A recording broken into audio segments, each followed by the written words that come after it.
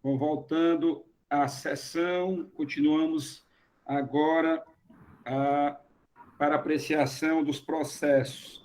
Número 2018, auto de infração 2018, 205-13, processo 1876/2019, recorrente Roberta Cristina Barreto de HME, recorrido de julgamento de primeira instância, auto de infração 2018-205-05, processo 878/2019.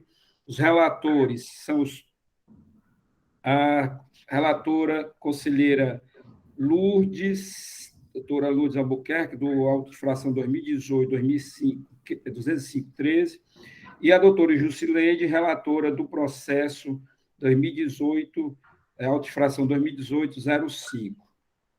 Dada a semelhança das matérias, né, falta de escrituração, também não contando com a objeção da Procuradoria-Geral do Estado e ainda das conselheiras relatoras, então faremos a apreciação conjunta dos dois autos de infração. Começaremos com o relato da doutora Lourdes e a doutora Jusileide depois complementa naquilo que ela acha que deva ser trazido à Câmara. Com a palavra, a doutora Lourdes. Obrigada, presidente. Renovo meu bom dia a todos os senhores. Presidente, vou tentar fazer o relato com a imagem. Se houver qualquer problema, eu retiro, em razão da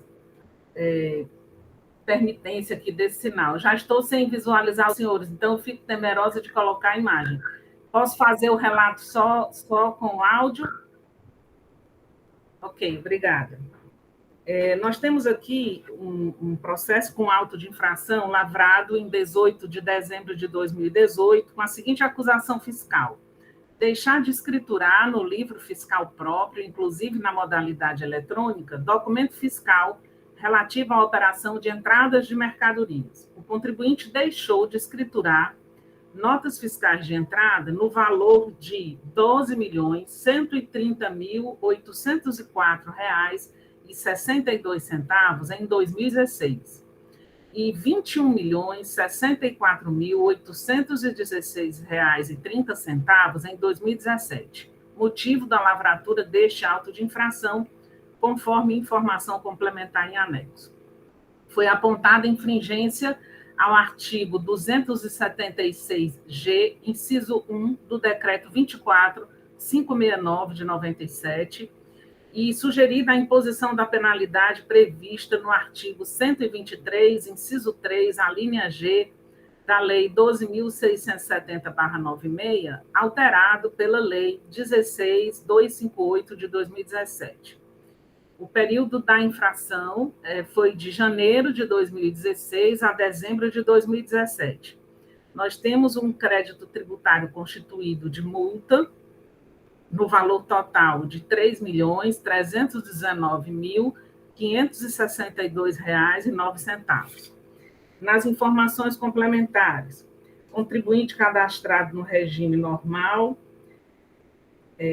sujeito ao decreto 29.560 de 2008, carga líquida, obrigado ao uso da AFD desde 1º de janeiro de 2015.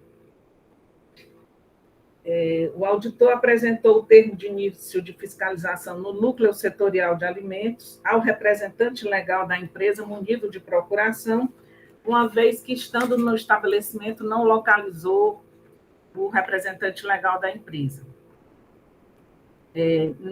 Quando do termo de início de fiscalização, constatou inexistência de escrituração de notas fiscais na FD, solicitando manifestação do contribuinte, porém este não o respondeu. Ressalta que o contribuinte registrou a ocorrência na Delegacia de Combate aos Crimes contra a Ordem Tributária, tendo sido lavrado o boletim de ocorrência 2682 de 2016, na data de 27 de setembro de 2016, onde denuncia que contribuintes de outras unidades da Federação emitiram notas fiscais destinadas a elas sem que nunca tivesse adquirido ou autorizado tais operações, que terceiros receberam em seu nome e que tais operações ocorreram a partir de 18 de julho de 2016. Identificou na FD do contribuinte do ano de 2016 o montante de R$ 2.116.748,66 relativos a mercadorias adquiridas de outras unidades da federação. Constatou que o SPED do contribuinte foi retificado em 30 de 11 de 2018 e que não considerou essa retificação na fiscalização conforme artigo 276-K do decreto 24.569/97. Eu ressalto que o termo de início de fiscalização se deu consciência pessoal ao contribuinte em 7 de novembro de 2018. Destaco isso em razão dessas datas em que o contribuinte fez a retificação posterior a ter sido intimado do início da ação fiscal. Então, na impugnação oferecida tempestivamente, o contribuinte alega que atua com a atividade exclusiva de comércio de bebidas e que adquire tais mercadorias dentro do estado do Ceará, que a acusação fiscal aponta um montante elevadíssimo a ser suportado por uma pequena microempresa, que seu nome e inscrição teriam sido utilizados indevidamente por contribuintes de outros estados, já tendo formalizado denúncias na Delegacia de Combate aos Crimes contra a Ordem Tributária, e acosta a sua defesa cópia do boletim de ocorrência, dos processos administrativos perante a Cefaz, de declarações feitas nos anos de 2016, 2017, 2018, e relaciona notas fiscais e valores de produtos que afirma não haver adquirido. Afirma também que a conduta infracional que lhe foi atribuída não está devidamente comprovada, o auto de infração deve ser julgado nulo por não existirem meios de obter fotocópia ou qualquer via da nota fiscal emitida para a autuada, e por não ser possível comprovar que adquiriu mercadorias de empresas de outros estados, bem como valores apresentados em mapas e planilhas são elevados para serem adquiridos por empresas de pequeno porte, e ainda por não constarem todas as notas fiscais em que se baseou a fiscalização, mas apenas planilhas do sistema de computação, os quais não fazem prova contra a autuada, afirma que o auto é indevido, insustentável e pede pela sua nulidade. O julgador de primeira instância emitiu julgamento de número 52 de 2020 e afirma, em síntese, que existem, sim, provas capazes de demonstrar a veracidade dos fatos elencados na autuação. O boletim de ocorrência é um mero instrumento de informação e não possui caráter probatório, sua simples apresentação não ilide à infração. Desde 1º de agosto de 2002, existe o evento de manifestação do destinatário no portal da Nota Fiscal Eletrônica. Causa estranheza que a empresa alegue não reconhecer compra efetuada fora do estado do Ceará, quando escriturou na FD parte das mercadorias que disse desconhecer. A conduta tipificada no auto de infração não foi observada pela autuada. Contribuintes do ICMS ficam obrigados à escrituração fiscal digital e faz referência às disposições legais.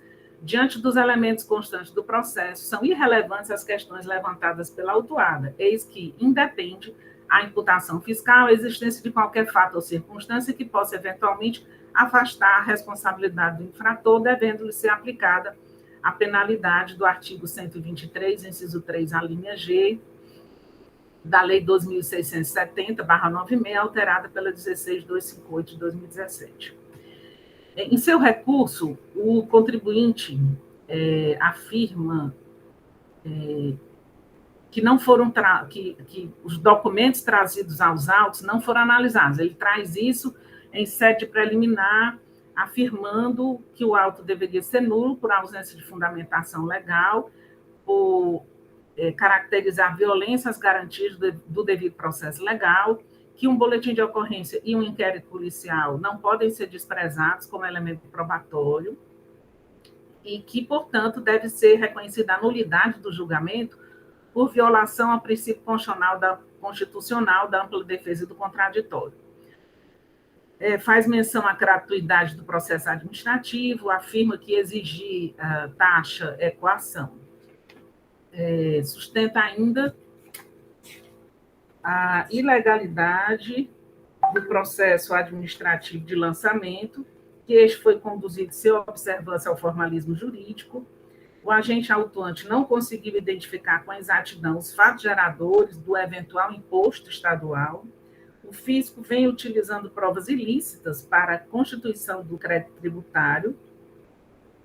Não provou que a recorrente tenha adquirido ou recebido efetivamente as mercadorias. A culpa deve ser provada. A recorrente apresentou provas documentais em sua defesa que foram ignoradas pelo julgador de primeira instância administrativa. Alega ainda a ausência de clareza e exatidão nas informações dos dados elementares que comprovem a infração e a divergência do percentual da multa por erro no demonstrativo apontado pela autoridade fiscal, o que implica em nulidade da autuação fiscal. Finalmente, afirma que a recorrente jamais comprou ou recebeu quaisquer mercadorias descritas no auto de infração. Terceiros fizeram uso criminoso de sua inscrição na Cefaz, que em 3 processos, tais crimes onde a autuada é vítima estão sendo apurados. E relaciona ação penal, processo 011-423, 94, 2018, 806-0001, que tramita na 10ª Vara Criminal da Comarca de Fortaleza. Inquérito policial número 308-181 de 2019, que tramita na Delegacia de Polícia Civil especializada em roubo e furto de veículos e cargas de Fortaleza. Ação penal, processo número 017-2566-46-2019, 0001, que tramita na Vara de Crimes contra a Ordem Tributária da Comarca de Fortaleza. As notas fiscais a que alude o auditor fiscal são todas originadas de crime. Pede seja declarada a nulidade do auto de infração e, no mérito, sua improcedência. A Célula de Assessoria Processual Tributária emitiu o parecer de número 161 de 2021, onde opina pelo conhecimento do recurso ordinário, negando-lhe provimento, a fim de confirmar a decisão condenatória de primeira instância. Eu vou deixar de fazer referência aos argumentos que sustentam o parecer diante da presença do doutor André Carreiro, procurador do Estado. Esse é o relatório, presidente.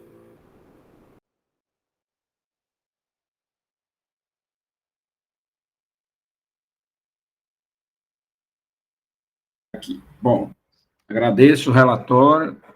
Doutora Lourdes, doutora Jusileide, se a senhora quiser complementar, me parece que os exercícios pertinente à ordem da doutora Lourdes são os anos de 2016 e 2017, e da doutora Jusileide, 2015. É isso? Perfeito. Isso mesmo. Meu bom dia a todos. É isso, perfeito. Senhor presidente, doutor André Carreiro, nosso procurador, senhores conselheiros, Silvana.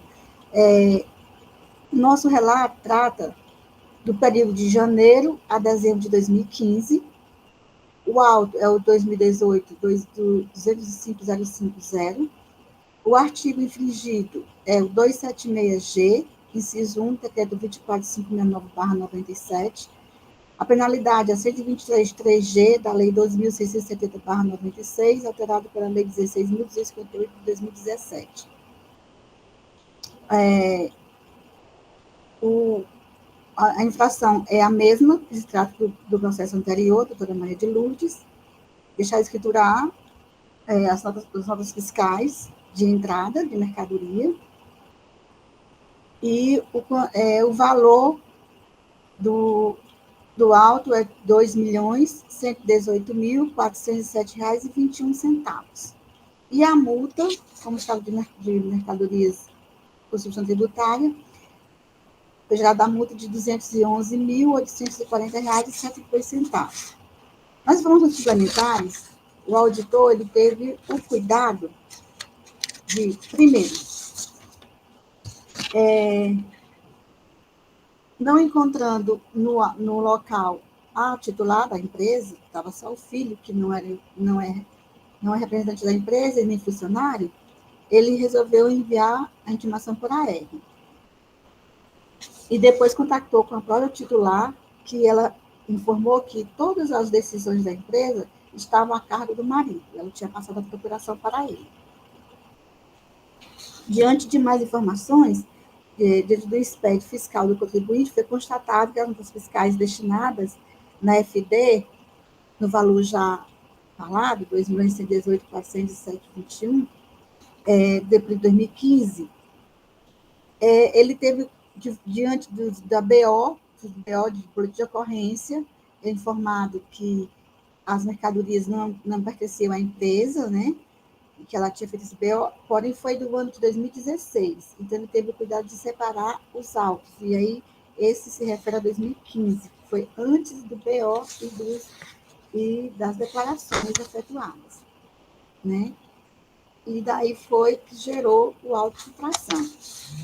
Na sua defesa, o contribuinte alega as mesmas informações dadas pelo processo anterior da doutora Maria de Lourdes, né, que a metodologia utilizada não pode prosperar em razão da forma como o autor utilizou para formalizar o auto de infração, sem utilizar as notas fiscais comprobatórias, né, somente através do SPED fiscal, e que também adquiriu, que alega que as notas são de produtos que não são da empresa, que a empresa exclusivamente só vende, não vende alimentos, e os produtos que foram apresentados na notificação de alimentos, né? E daí ela fala processamento de defesa também, pede a nulidade do processo por auto-infração, porque como não tem meio de conseguir fotocópia das notas fiscais para apresentar, então não tem como comprovar que a firma adquiriu mercadorias de outros estados. Então, assim, e que o valor é bastante alto para uma empresa de pequeno porte, né? Que ainda deve constar notas fiscais na fiscalização, que a autuada sejam anexadas ao processo, que as planilhas, que ela não concorda, que somente o sistema de operação que você faz seja provas contundentes para que seja lavado a auto-infração. Então, assim, se o julgador de primeira instância, ele julgou o processo procedente, alegando que foi feito através do SPED fiscal, e também que se fosse para fazer essa manifestação de que as notas não seriam de sua propriedade, pertencer à empresa, através do portal do CIGET, ela poderia fazer a sua manifestação, e também através do portal da nota fiscal eletrônica, tem como rejeitar essas notas. O parecerista também acatou o processo em relação à conduta da primeira instância e julgou o processo procedente. Então, esse relato, senhor presidente, de forma bem objetiva. Muito obrigada.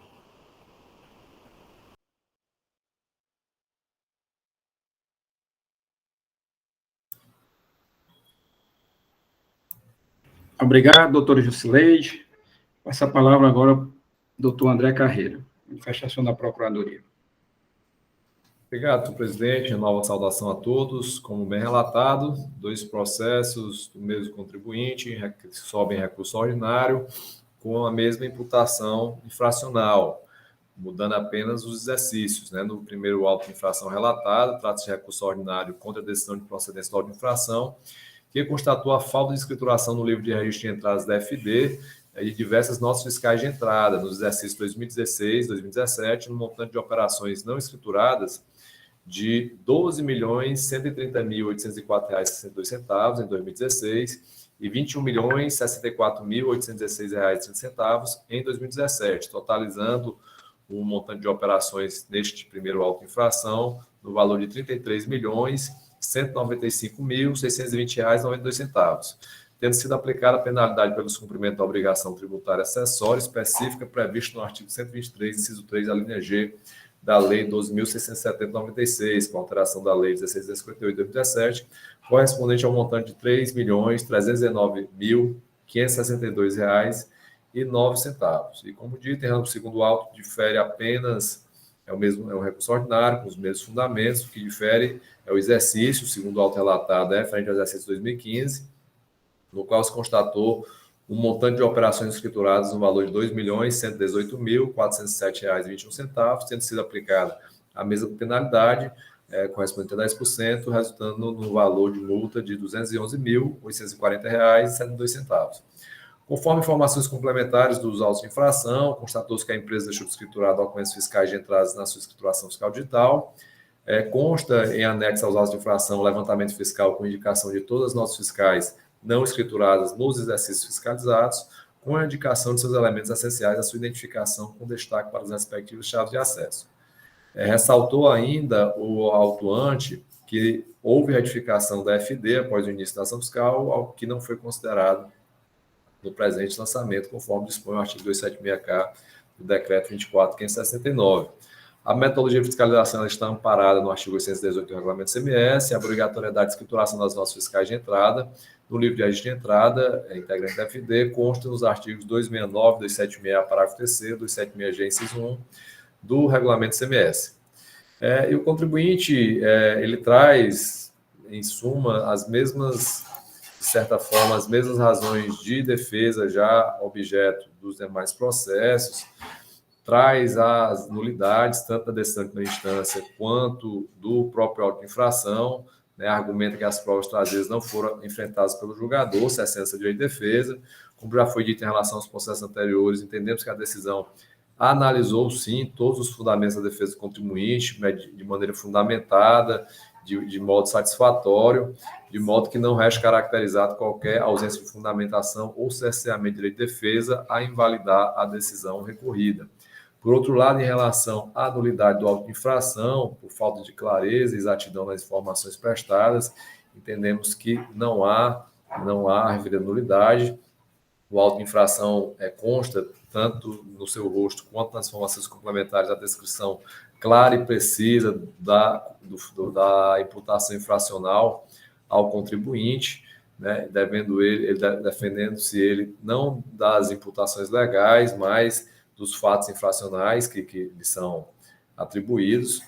Além disso, consta a devida fundamentação legal tanto da infração quanto da penalidade que foi aplicada, de modo que não resta caracterizado o alegado cerceamento de direito de defesa, tendo o contribuinte plenas condições de exercer seu direito de ampla defesa contraditória, como de fato fez, portanto, deve ser afastada a nulidade do auto de infração suscitada.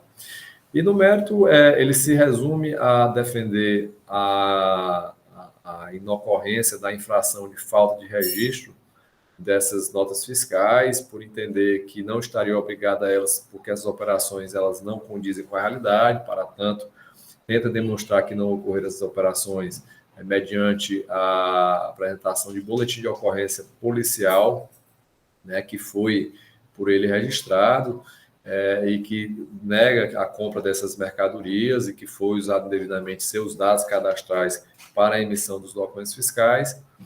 E, em síntese, a defesa se limita a isso, mas, como já foi bastante discutido nos processos anteriores, isso não é suficiente para afastar a infração que lhe foi imputada. Consta nos autos anteriores, como verificou, inclusive, alguns documentos fiscais que foram de operações que, não obstante tenham sido negadas pelo contribuinte, foram escrituradas. No entanto, em relação a estes dois autos de infração, são justamente aquelas operações que foram objeto do documento fiscal, mas que não foram escrituradas pelo contribuinte.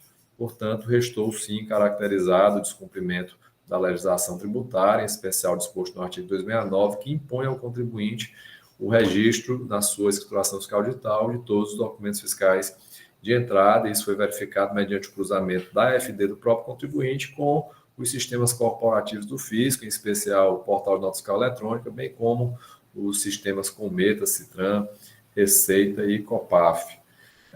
Então, em suma, entendemos que não há como ser acolhida a defesa do contribuinte, né, ou ele não demonstrou qualquer indício de que realmente não houve as operações, não houve a efetiva entrada dessa mercadoria no seu estabelecimento, como já foi exaustivamente exposto nos processos anteriores, caberia a ele fazer um manifesto de desconhecimento dessas operações mediante os sistemas disponibilizados pelo Fisco, tanto no portal da Fiscal Eletrônica e, posteriormente, já vigente à época dos fatos, no próprio CIGET, instituído pela Secretaria de Fazenda Estadual.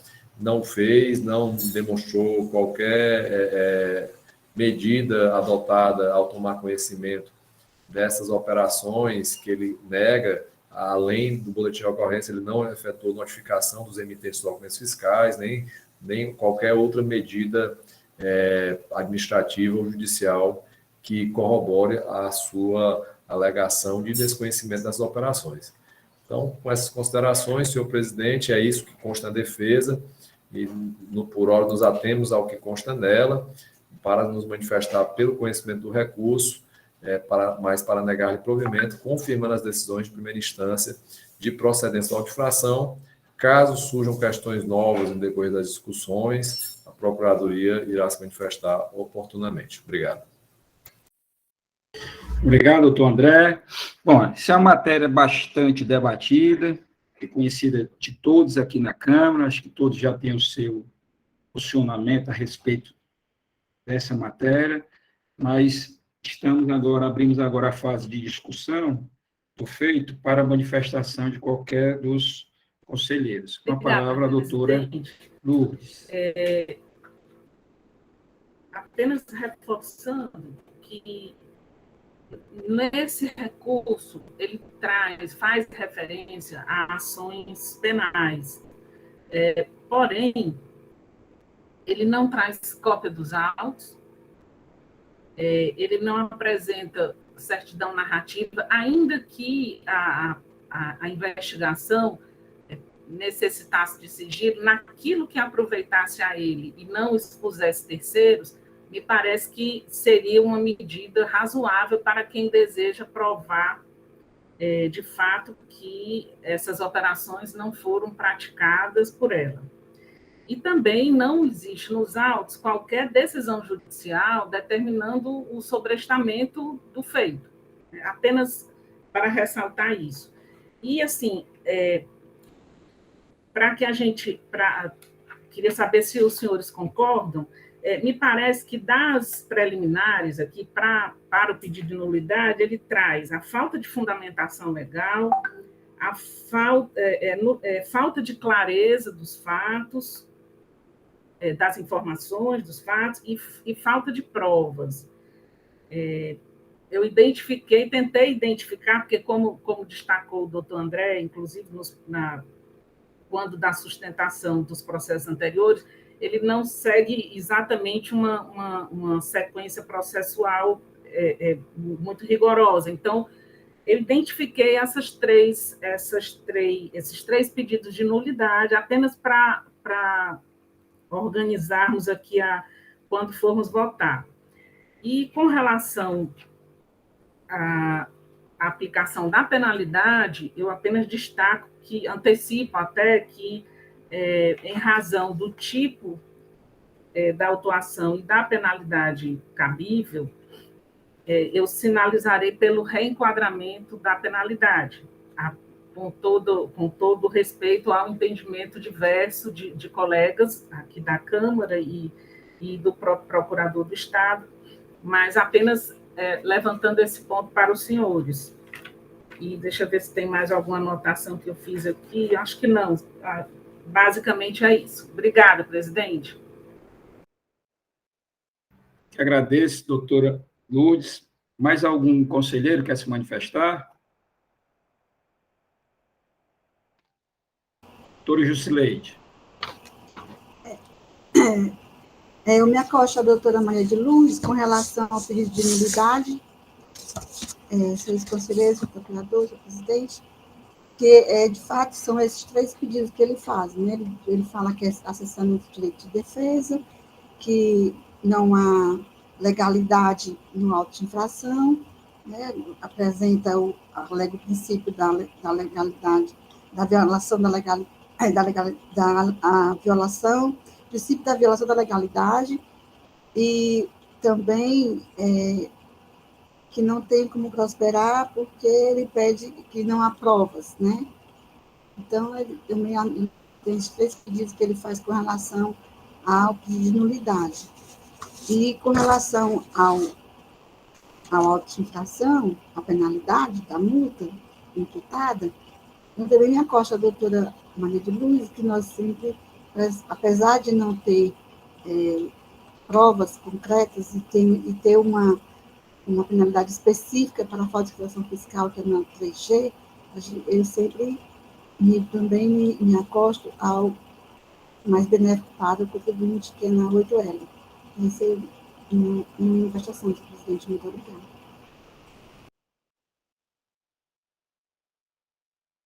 Obrigado, doutor Jusileide. Eu acho que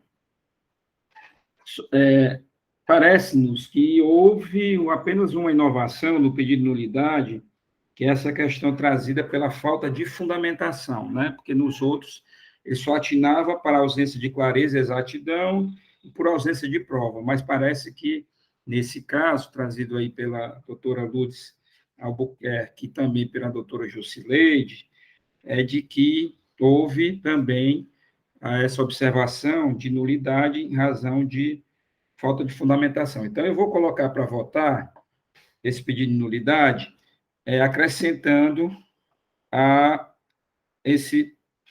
essa observação de falta de fundamentação legal. Então, a preliminar que nós votaremos será de nulidade por falta de fundamentação legal, ausência de clareza e exatidão e também por ausência de provas. Eu começarei pela doutora Lourdes e depois com a doutora Jusileide. Como vota a doutora Lourdes? Presidente, eu afasto os pedidos de nulidade por falta de fundamentação legal. O auto de infração está devidamente caracterizado, com indicação da legislação não observada pelo contribuinte, a penalidade devidamente sugerida. Isso não trouxe nenhum tipo de dificuldade para a defesa do contribuinte. Também afasta a nulidade por falta de clareza e exatidão, está exaustivamente tratado, inclusive muito bem tratado nas informações complementares. Não podemos dizer que faltam provas, está afasto também o pedido de nulidade por falta de provas. O processo está devidamente instruído com provas obtidas de forma lícita, diferentemente do que afirmou o contribuinte. Obrigado, doutora Lourdes. Doutora Jusileide, como vota? Com a relatora e também o meu voto. Agora, doutor Wander, como vota? Eu acompanho as relatoras, senhor presidente. Obrigado, doutor Wander. Doutor Henrique Gereissati. Presidente, acompanho os relatores. As relatoras, desculpa. Doutor Carlos Gondim. Com as relatoras. E doutora Eliane Resplante. Com as relatoras, senhor presidente. Então, por unanimidade de votos, foi afastada a preliminar de nulidade por falta de fundamentação legal, ausência de clareza e exatidão e também por ausência de provas. No mérito, como vota a doutora Lourdes? Presidente, eu conheço do recurso, dou-lhe parcial provimento para reformar a decisão de primeira instância e declarar a parcial procedência do auto de infração para reenquadrar a penalidade naquela prevista no artigo 123, inciso 8, a linha L, da Lei 12.670/96. Com nova redação dada pela Lei 16.258/2017. Exatamente, com nova redação dada pela 16.258. Obrigada. Como vota a doutora Jusileide? Com a relatora, senhor presidente, e também no mesmo formato, no meu processo. Ok. Doutor Wander? Eu acompanho as relatoras, senhor presidente, reenquadrando a penalidade. Doutor Henrique Gereissati. Presidente, eu peço venha aqui para abrir divergência, né, no sentido de manter a penalidade que foi enquadrada no tributário, na relatora do auto infração, mantendo o artigo 123 conforme. Obrigado, doutor Henrique. Como vota o doutor Carlos Gondim? Com as relatoras. Como vota a doutora Eliane Resplante? Com o primeiro voto divergente pela aplicação do 123, 3G. Então, por maioria de votos, a decisão é de parcial procedência, com reenquadramento do feito da penalidade para o artigo 123, 8L, da Lei 2.670/96, com a nova redação dada pela Lei 16.258/2017, vencidos o conselheiro Henrique Gereissati e a conselheira Eliane Resplante. Essa é a decisão para o presente processo. E contrário ao parecer da Procuradoria-Geral do Estado. E também do parecer, contrário à manifestação da Procuradoria-Geral do Estado e do parecer da Assessoria Processual Tributária. Bom, meus caros colegas, chegamos ao final, percorremos toda a pauta, mas antes de passar para assuntos gerais, chamo a atenção dos colegas para os processos da 96ª Sessão Ordinária, virtual, de 23 de dezembro de 2021, quinta-feira, amanhã, processo de recurso número 1804/2017, auto-infração 2016-26775, recorrente Satélite Indústria de Embalagens S.A., recorrido série de julgamento de primeira instância, processo este que terá minha relatoria, processo de recurso número 6322/2018, auto-infração 2018-15065, recorrente Seju e Benjamin Girão e Filho, recorridos ambos, recorrido só a série de julgamento de primeira instância, conselheira Maria Lineide Silva e Souza,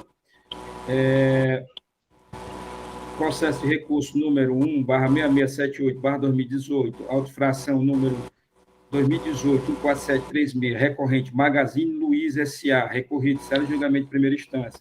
Relator, conselheiro Henrique José Leal Gereissati. Processo de recurso número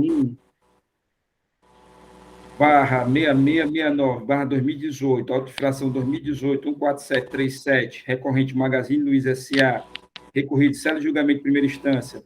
Relator, conselheiro, aí eu indago a doutora Lourdes, será a doutora Lourdes ou será o doutor Rafael Pereira de Souza? Presidente, doutor Rafael. Então, doutor Rafael. Então, senhores, agora passamos a assuntos gerais. Alguém queira fazer algum comentário? Doutor Wander, levantou a mão. Senhor presidente, em assuntos gerais, eu queria registrar um voto de congratulações pelo transcurso do natalício da conselheira Aneline Magalhães. Muito bem lembrado, doutor Wander Show, muito bem lembrado. A gente estava só colocando no WhatsApp, mas é bom consignar em ata